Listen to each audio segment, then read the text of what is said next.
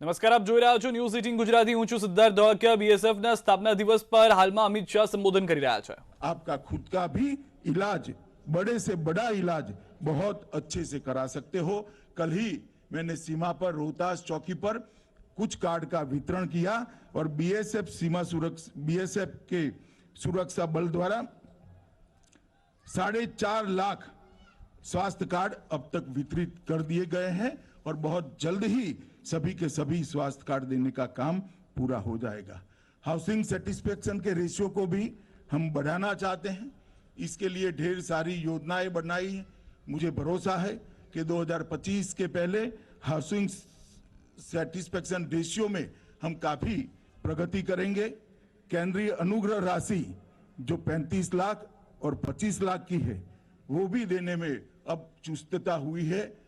मेरे आंकड़े मुझे बताते हैं कि 1 महीने के अंदर इस राशि को हम शहीद के परिवार तक पहुंचा देते हैं, या तो जो जवान ड्यूटी पर अवसान हुआ है उसको पहुंचा देते हैं। हवाई कुरियर सेवाएं शुरू की है। केंद्रीय पुलिस कल्याण भंडार को भी और चुस्त दुरुस्त किया गया है। और अभी जब कोरोना का काल आया तब हमारे सभी सीएपीएफ ने और देश भर के पुलिस बल ने अपना एक मानवीय चेहरा पूरी दुनिया के सामने रखा है। अगणित हमारे साथी कोरोना में लोगों की सेवा करते करते खुद कोरोना ग्रस्त होकर उनका मृत्यु भी हुआ है। परंतु शांति काल हो या युद्ध काल हो, सीमा हो या सीमा के अंदर हो, सीमा सुरक्षा बल देश की जनता की सुरक्षा के लिए सदैव तत्पर है। इसका बहुत बड़ा उदाहरण सीमा सुरक्षा बल के जवानों ने पूरा करा है और मैं मानता हूं कि इसको लंबे समय तक देश जब जब भी कोई महामारी आएगी निश्चित रूप से याद करेगा। दूसरे एक पहलू पर भी मैं ध्यान दिलाना चाहता हूं कि सीमा सुरक्षा बल और हमारे सभी सीएपीएफ के जवानों ने मिलकर 2 साल के अंदर लगभग 2.5 करोड़ वृक्षों को न केवल बोने का काम किया है, वृक्षारोपण किया है, उसको पूर्णतया सुरक्षित करते हुए 100% वृक्ष बड़े हो इसके लिए भी काम किया।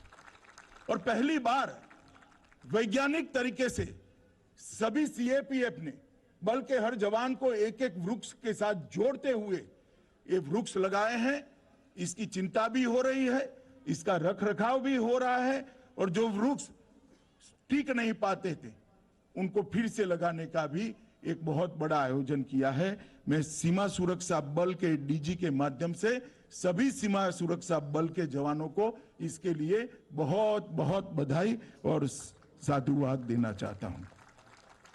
मित्रों, मोदी जी के नेतृत्व में 2014 से देश की सीमाओं की सुरक्षा को एक अलग प्रकार की गंभीरता से भारत सरकार ने लिया है और जहां जहां पर भी सीमा पर अतिक्रमण करने का प्रयास हुआ, जहां जहां भी हमारे सीमा सुरक्षा बल या कोई सीएपीएफ के जवान पर घात करने का प्रयास हुआ, हमने तुरंत ही जवाबी कार्यवाही की है और हमारे जवान और हमारी सीमा दोनों को कोई हल्के से नहीं ले सकता।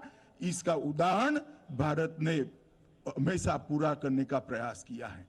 जब उरी में हमला हुआ, पुलवामा में हमला हुआ और उसी वक्त भारत सरकार ने मोदी जी के नेतृत्व में एक मजबूत निर्णय करते हुए एयर स्ट्राइक और सर्जिकल स्ट्राइक करके उसका जो जवाब दिया, इसकी पूरी दुनिया भूरी भूरी प्रशंसा करती है। मित्रों, कोई भी देश तभी प्रगति कर सकता है, कोई भी देश तभी जाकर दुनिया में आगे बढ़ सकता है और कोई भी देश तभी अपनी संस्कृति को पनपा सकता है, फला फूला सकता है जब वो सुरक्षित हो। और आप देश की सुरक्षा सुनिश्चित करने वाले जवान हैं। पूरा देश आप पर गर्व करता है और भारत की सरकार के लिए मोदी जी के नेतृत्व में सीमा सुरक्षा का मतलब ही राष्ट्रीय सुरक्षा है।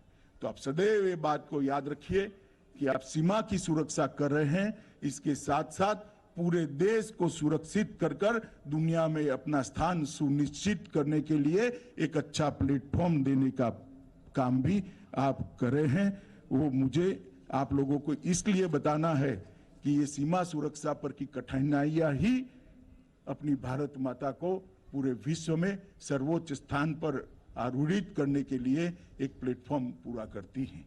मित्रों, हमने कई प्रकार की नई तकनीकों को अपनाया है। पंकज सिंह जी ने अपने अभिभाषण में इसका जिक्र किया है, मैं ज्यादा कहना नहीं चाहता। मैं बल को इतना ही आश्वासन देना चाहता हूं कि विश्व में उपलब्ध सर्वोच्च तकनीक आपकी और सीमा की सुरक्षा के लिए सीमा सुरक्षा बल को उपलब्ध कराई जाएगी। ये सरकार का कमिटमेंट है और सरकार उस दिशा में काम कर रही है। ड्रोन का भी खतरे की जिक्र हुआ।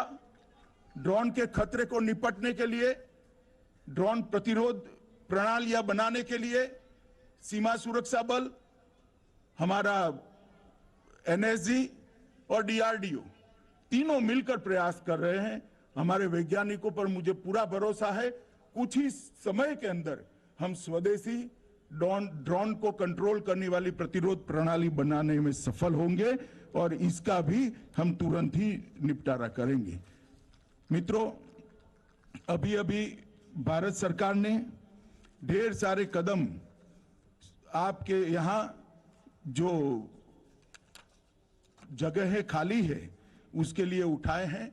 50,000 जवानों की भर्ती का काम पूरा हो गया है, उनकी ट्रेनिंग चालू हो गई है और आगे पर भी हम इसको बढ़ाने के लिए निश्चित प्रयास करेंगे। मित्रों, सीमा की सुरक्षा के लिए, अच्छे इंफ्रास्ट्रक्चर के लिए सड़क निर्माण का जो बजट था वो 2008 से 2014 लगभग 23,000 करोड़ था और 2014 से 2020 तक नरेंद्र मोदी जी के प्रधानमंत्री बनने के बाद 23,700 करोड़ से बढ़ाकर 44,600 करोड़ का करा है। यही बताता है कि सीमा की सुरक्षा के अंदर इंफ्रास्ट्रक्चर पूरा करने के लिए नरेंद्र मोदी सरकार कितनी कटिबद्ध है। मित्रों, राजस्थान की लगभग 1070 किलोमीटर लंबी अंतर्राष्ट्रीय सीमा में भारत माला प्रोजेक्ट से राजस्थान में सड़कों का जाल बिछाया जा रहा है। पूरे देश में भारत माला प्रोजेक्ट के तहत बनने वाली सड़कों से 24,800 किलोमीटर सड़कें बनानी है।